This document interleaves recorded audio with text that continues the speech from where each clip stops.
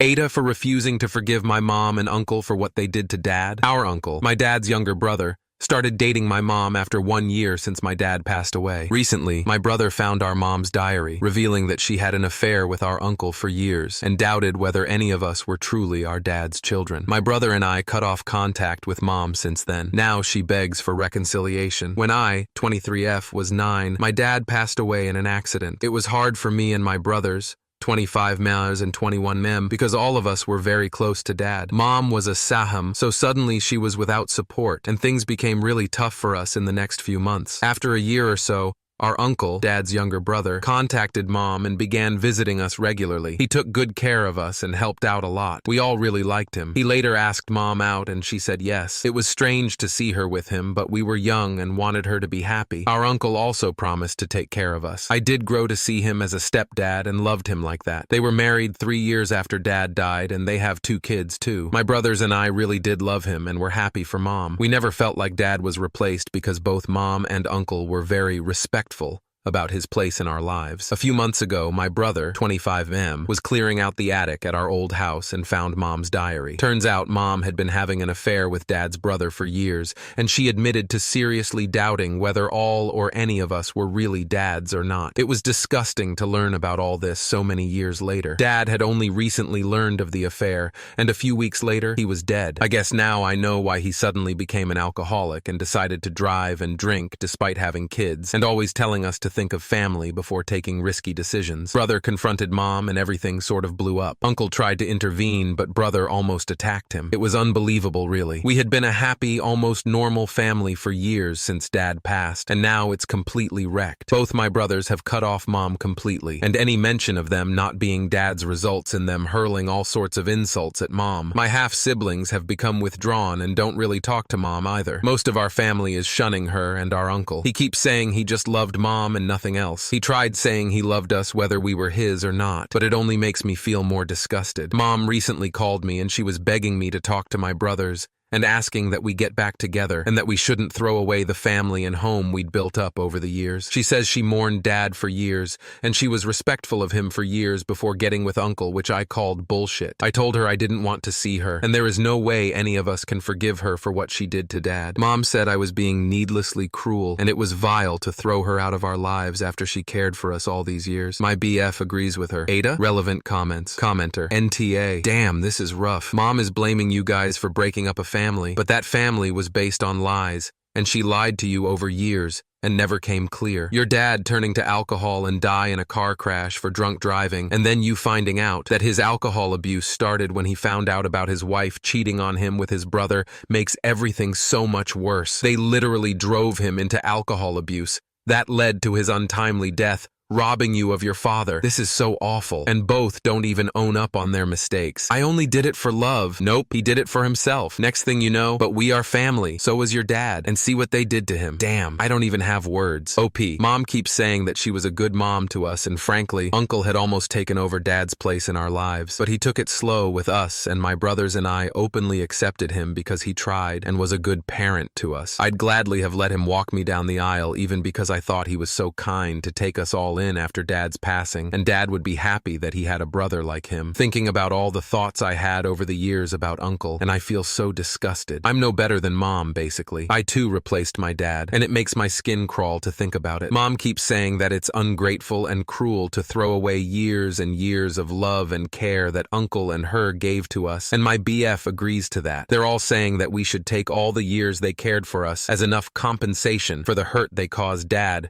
which they still claim was unintentional. Commenter. I'm sorry, what? Compensation? That's the vilest thing I've ever heard. Please tell me your BF isn't the one who said this. I expect this BS from those cheating monsters, but the fact that your BF is of the same opinion is sickening. OP. My mom was the one to say it. My BF isn't so much agreeing to their words, but more so telling me to not abandon my mom because he can't imagine suddenly losing all her children like my mom has. I do talk to her, but I haven't seen her in a month, and my brothers have completely cut her off. My half-siblings are still teenagers, so they are in the house, but mom says they don't really respond to her, nor do they speak to her like they did before. My BF's mom died a year ago, so I guess I can see where his thought process is coming from. He's never pushed me to do anything, just shared his thoughts. Commenter: I get what your boyfriend is saying, but ironically, it's probably exactly how your father felt, because he found out your mom had been cheating for years. Two people, a brother and a wife, who had chosen to marry him, had betrayed him. His children might not be his. In an instant, he lost everything. NTA. Story 2. My wife wants me to leave my condo for a night so she can invite her sister and another girl. Basically got into it tonight, and usually as us men end up being wrong, I can't get past this. One, thinking I can't be wrong. We just got married last year. We're in our mid-30s. I've owned my own 2-bed condo for years before, and when we got married, she moved in here. Long story short, randomly, other day she goes, I want to invite and have a girls' night with a girl she hasn't hung out with in a while and her sister, so maybe you can go somewhere, haha, blah blah. And sure, I was like half joking, thinking I could go out,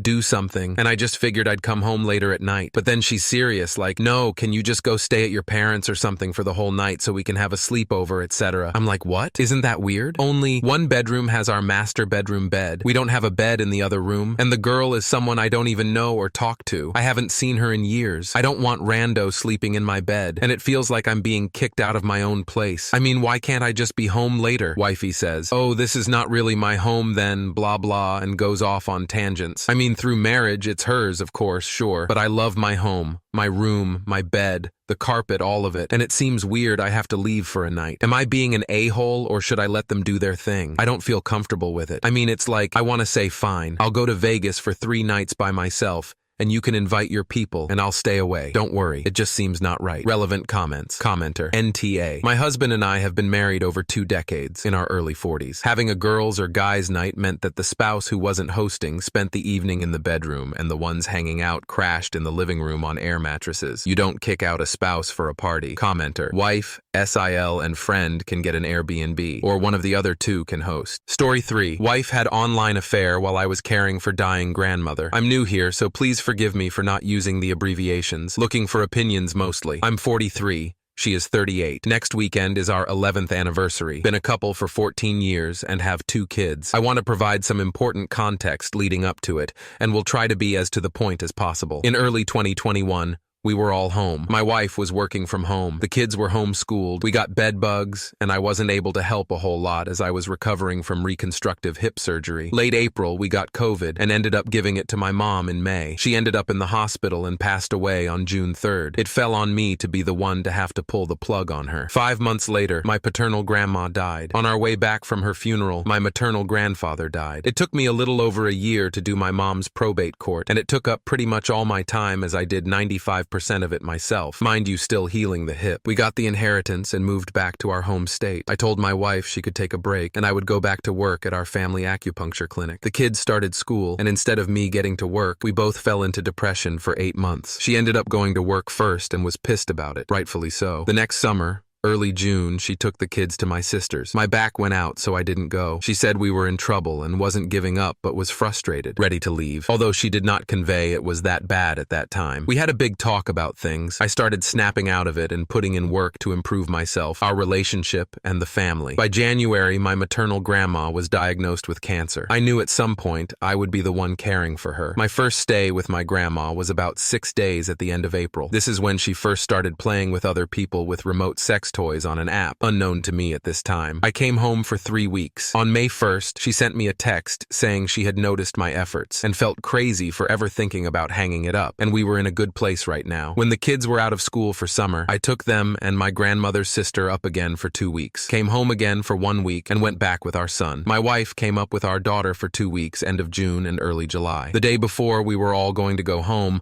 my grandmother had a horrible bloody nose that lasted 4 hours. When I saw my aunt's face, I knew she could not do this by herself, so I stayed behind while my family went home. My wife told me she knew, and that we were strong and could do this. Grandma died on July 18th. Wife and kids came back to get me. We went to a service for her, gathered some things to remember her by, and went home together. Celebrated my wife and our daughter's birthday on the 25th and 28th of July. 2 weeks later, she drops a bomb, essentially saying she found someone online that she started talking to as a friend and developed more than friend feelings for, that she loved me so much and was afraid this would break us, but wanted to explore what she was feeling. I was of course furious furious as it broke my trust, our vows to each other, and dishonored my grandmother. I told her she needed to end it, break all contact, and delete everything about the event, or we would need to look at separation. She nodded yes. The next day, I had my first experience with anxiety and needed to leave the house. Went for a drive. She asked what she could do for me, and I told her she knew what I needed her to do, and she said yes. Yet she was clearly apprehensive to do so, and I pointed that out. She then went cold on me and has showed no real remorse. She has apologized, said she is disgusted with herself, etc., but only did so when I told her she has only apologized in writing and not to my face. Intimacy of any kind is gone. Over the following 7 weeks, I learned that she did not delete the pictures of him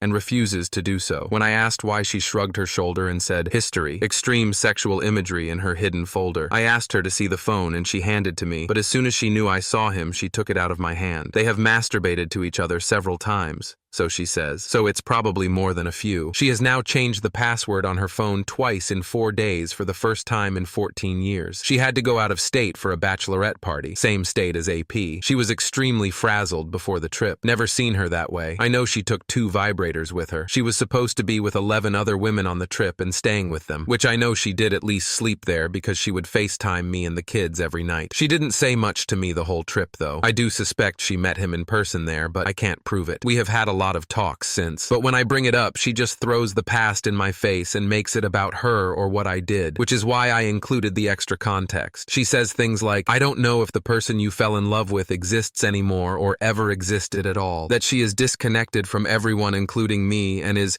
barely hanging on to her emotional attachment to the children. She needs space to breathe. Can't make any promises to the future of us. It's like someone is wearing my wife like an Edgar suit. I don't know this person, and honestly, it's freaking me out. When I asked to see her hidden folder again, she opened it, scrolled way the top, really fast, and said, nope, still some there. I said, let me see. She said, before or after I delete them. I said, give me the phone. She said no. So I told her we were done and put my ring on her nightstand. As I walked out, in my anger, though I did not yell, I said, you aren't being honest. You knew exactly where those pictures were because you scrolled right to them. You have destroyed this family. Hope it was worth it. Then I went for a drive. We now sleep in separate bedrooms. Don't talk much. Hard to even look at her right now. Makes my blood boil, but I have not yelled or called her names. She pretends things are normal in front of the kids. Calls me babe, honey. It's bizarre behavior all around. I'm pretty sure she has a sex addiction of some sort. Often masturbates for hours, especially when stressed. Told me she started doing it to cope with things at the age of 7. She is detached and void of any emotions. Thinks she might be poly or ENM, but can't maintain a relationship with me or herself apparently. Guards her phone like a hawk. We start therapy next week. She says she doesn't think our marriage is salvageable anymore, and all she can do is what is needed to make sure we still have a roof over our heads, and that's all. Meanwhile, I'm the one doing everything now, and it's like our behavior is reversed from what you would expect as far as the cheater and the cheated. Even my own therapist pointed this out. She says she is not talking to anyone online anymore, doesn't have the capacity for that right now. This seems like a lie to me, but why would she tell the truth? Everything sounds like a lie because a lot of this she was doing while sitting right next to me. Because of finances and our lease, we are essentially stuck like this for a maximum of 3 more years. She starts a new job tomorrow, so at least we don't have to work together anymore. It's a nightmare all around.